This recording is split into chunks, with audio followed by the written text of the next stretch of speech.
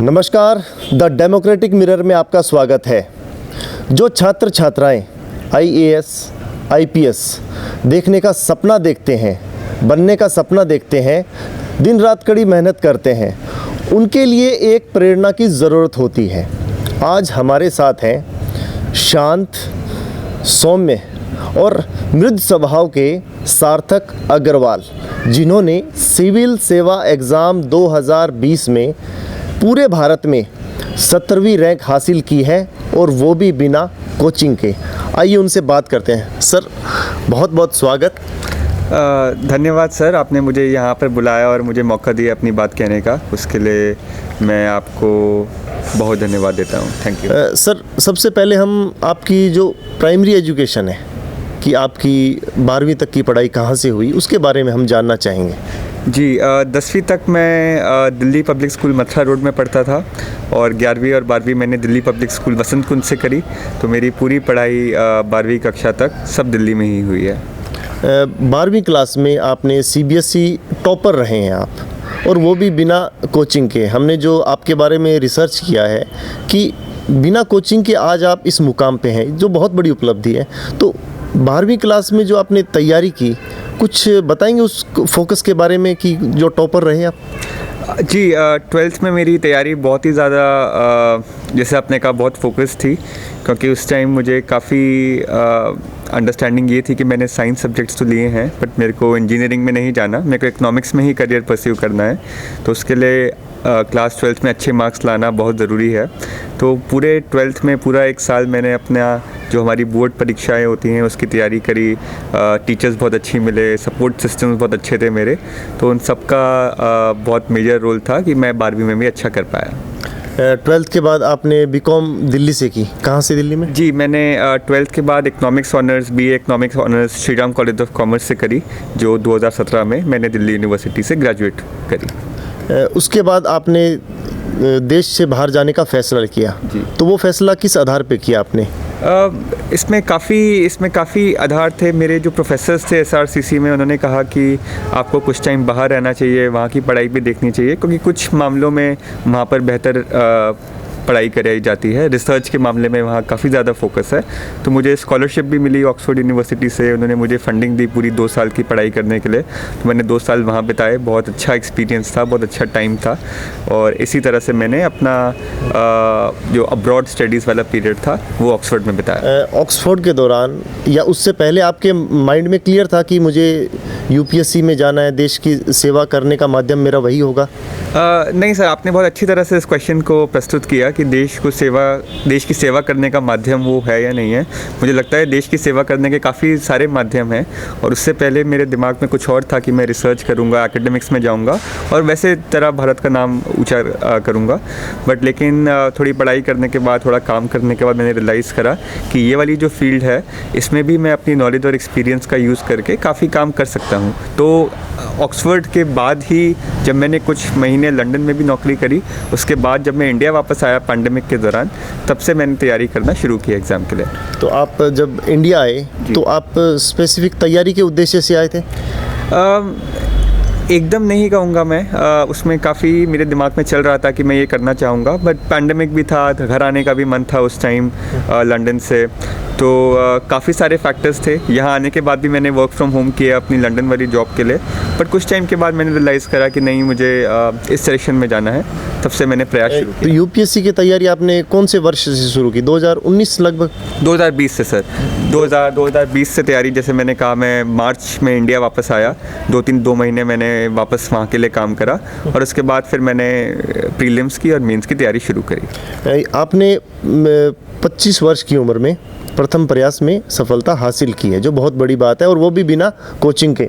यहाँ दर्शकों को हम एक चीज़ बताना चाहेंगे, जो युवा छात्र छात्राएं इस परीक्षा की तैयारी करते हैं, तो एक बहुत बड़ा माहौल क्रिएट किया जाता है तैयारी का, कोचिंग का। सार्थक अग्रवाल एक बहुत बड़ी मिसाल है उन युवाओं के लिए। तो सर, एक आज की परसेप्शन में बात करें कि आईएएस की कोचिंग, तो इस शब्द को आप किस नज़रिए से देखते हैं? सर इसमें 2 या 3 बातें हैं। पहले तो मैं मानता हूँ कि हर विद्यार्थी को पूरा हक है कि जो भी उनको लगता है उनके लिए बेस्ट है उस पे जाएं। मुझे कभी नहीं लगा कि मुझे कोचिंग की ज़रूरत है, इसलिए मैंने खुद पढ़ाई करी और मुझे खुद पढ़ाई करने में मज़ा भी ज़्यादा आता है। बट किसी को अगर प्रोफेशनल गाइडेंस की ज़रूरत है तो मुझे नहीं लगता उसमें कुछ गलत है। बट दूसरी बात यह है कि काफ़ी लोग कोचिंग में सिर्फ इसलिए घुसते हैं क्योंकि सब लोग कर रहे हैं और लोगों को लगता है कि और कोई माध्यम नहीं है एग्ज़ाम क्लियर करने का। उससे मैं सहमत नहीं हूँ। उसके बहुत एग्जाम्पल्स हैं हमारे पास, लोगों ने जिन्होंने खुद पढ़ाई करके, जो बहुत लिमिटेड मीन्स से आए हैं, जो इतने पैसे खर्च नहीं कर पाए कि दिल्ली में रहकर कोचिंग कर पाएँ, और उन्होंने बहुत अच्छा प्रयास किया है और बहुत अच्छे रिजल्ट्स दिखाए हैं।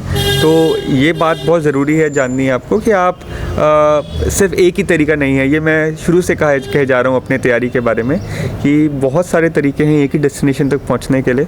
तो आप अपना दिमाग खोल के रखिए, आप डरिए मत एक्सपेरिमेंट करने से, आप भीड़ में ना घुसें सिर्फ ये देख कर कि सब लोग कोचिंग कर रहे हैं तो मुझे भी कोचिंग करनी है। आईएएस की तैयारी का कोई मानसिक दबाव रहता है तैयारी करने वाले पे, क्योंकि आप खुद टॉपर रहे हैं, तो कुछ मानसिक दबाव का सामना किया? जी मैं बहुत फॉर्चुनेट था कि मेरे पेरेंट्स बहुत सपोर्टिव थे, मेरे फैमिली बहुत सपोर्टिव थी, तो कभी भी इतना वो बड़ा नहीं बना। बट नेचुरली मतलब कोई भी आप बड़ी चीज़ करने जाते हैं तो आपके दिमाग में आशंकाएं भी रहती हैं, बहुत चीज़ें रहती हैं। मेरे दिमाग में एक डिफरेंट टाइप की आशंका भी थी कि सब लोग को लगता था कि मैं तो अच्छा करूँगा ही करूँगा, किसी को कभी डाउट नहीं था कि मैं अच्छा नहीं करूँगा। तो वो अपने टाइप का प्रेशर क्रिएट करता है जो काफ़ी कैंडिडेट्स को नहीं मिलता। उनको अलग टाइप का प्रेशर मिलता है जब लोग उनको मानते ही नहीं कि आप कर सकते हो। तो डेफिनेटली उसका एक बहुत मेजर रोल है हर परीक्षा में, हर सिचुएशन में। पर आई थिंक वो भी ये एग्ज़ाम टेस्ट कर रहा है कि आप कितना अच्छे से उस चुनौती का सामना कर सकते हैं। मान लीजिए हम कल्पना करें कि पहले प्रयास में सफलता नहीं मिलती, आप बहुत प्रतिभावान हैं, तो इसके अलावा कौन सा फील्ड है जिसको आपने सोचा कि ये बहुत अच्छा है, इसके ज़रिए हम कुछ कर सकते हैं? देखिए जिस फील्ड में मैं था, मैंने कहा मैं एकेडमिक्स में था, रिसर्च में था। अभी मैं वर्ल्ड बैंक के साथ नौकरी कर रहा हूँ काफ़ी महीनों से, तो मैं वही कंटिन्यू करता। मैं अमेरिका चले जाता शायद 2-3 महीने में और वहाँ से भी यही काम करता। तभी जो आपने पहले कहा मुझे बहुत अच्छी लगी बात कि काफ़ी लोग मानते हैं कि यूपीएससी ही अकेला माध्यम है देश की सेवा करने का। मुझे लगता है कि चाहे वो एकेडमिक्स हो, चाहे वो सिविल सर्विस हो, चाहे वो फील्ड वर्क हो, चाहे वो जर्नलिज्म हो, हर किसी का कोई ना कोई मायने है देश को आगे बढ़ाने के लिए। तो मैं ये नहीं मानता कि सबको ही सिविल सर्वेंट बना दीजिए।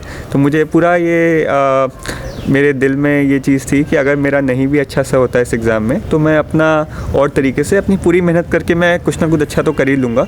और इससे भी आपने जो पहले मानसिक दबाव की बात करी, इससे भी ये बहुत कम होता है।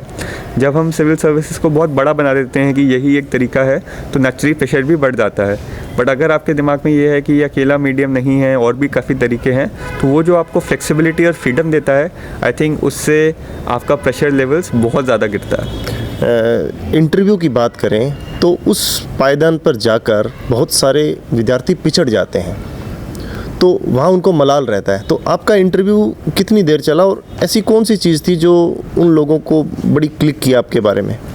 देखिए इंटरव्यू करीब आधा घंटा चला। काफ़ी अच्छा एक्सपीरियंस था, काफ़ी कॉर्डियल बोर्ड था, उन्होंने मुझे पूरा मौका दिया अपनी बात कहने का।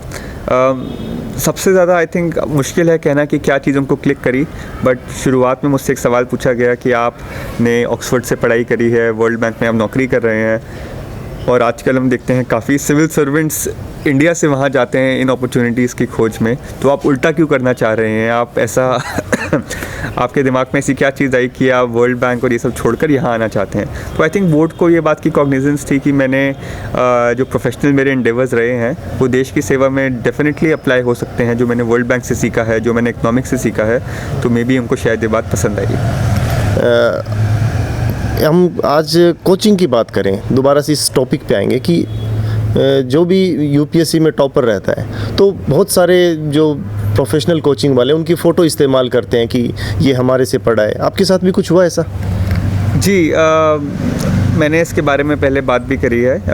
काफ़ी कोचिंग इंस्टीट्यूट्स आपका नाम यूज़ करते हैं, उनके लिए भी ये मार्केटिंग का तरीका है और मुझे नहीं लगता इसमें कुछ गलत बात है, as long as coaching institutes बताएं कि क्या एसोसिएशन रहा है कैंडिडेट के साथ। क्योंकि आप देखेंगे मोस्ट ऑफ द कैंडिडेट्स जिनका नाम यूज़ होता है उन्होंने एक मॉक इंटरव्यू लिया है इन इंस्टीट्यूट से, जो करीबन आधे घंटे चलता है और फ्री ऑफ कॉस्ट होता है, जो सब लोग ही लेते हैं फीडबैक के लिए। बट अगर सिर्फ उस कैंडिडेट को आप एट द सेम लेवल रखेंगे किसी और कैंडिडेट से जो 2 साल की प्रोफेशनल क्लासरूम कोचिंग कर रहा है, तो मुझे नहीं लगता है वो सही बात है दोनों कैंडिडेट्स के लिए। तो बेस्ट है कि अगर इंस्टीट्यूट्स भी अगर वो बताएं क्लियरली कि किस प्रोग्राम से कितने बच्चे निकले हैं और वो कौन बच्चे हैं, तो आई थिंक वो ज़्यादा ट्रांसपेरेंट होगा। सार्थक, अगर हम बात करें भारत के सुदूर इलाकों की, आज इंटरनेट हर जगह है।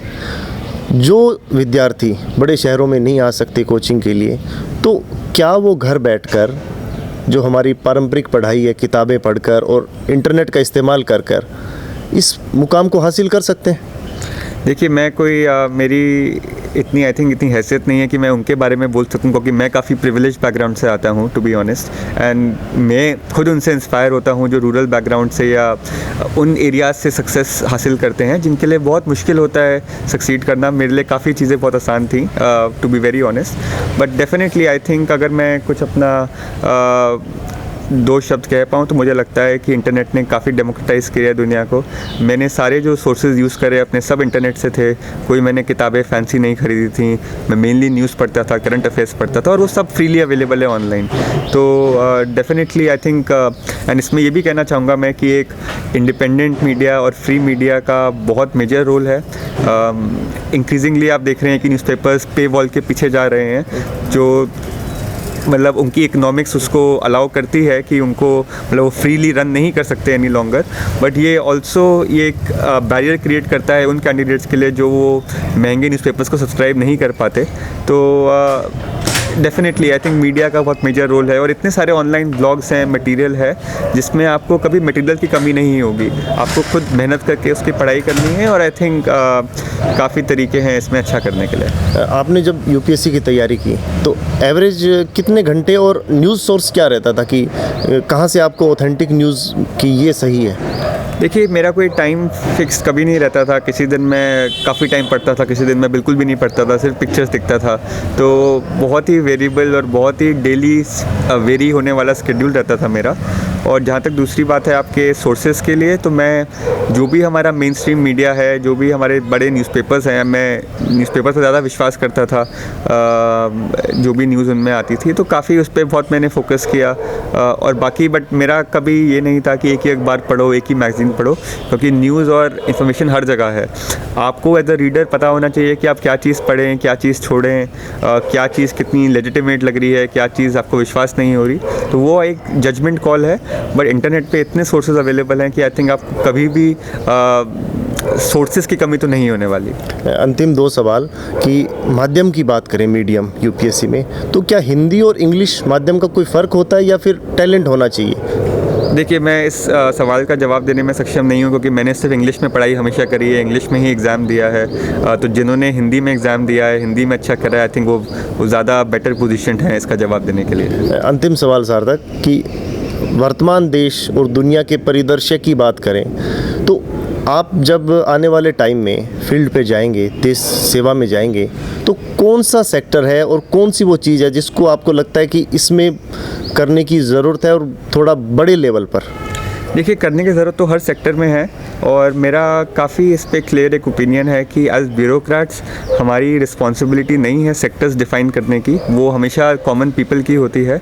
तो इस पे मेरा सीधा साधा जवाब यही होगा कि जो भी किसी डिस्ट्रिक्ट या किसी एरिया की पब्लिक की मेजर डिमांड है express through the elected representatives या डिफरेंट मीडिया से, ब्यूरोक्रेसी का वही काम है कि फेथफुली वही पॉलिसीज़ को एग्जीक्यूट करें जो लोगों की डिमांड है।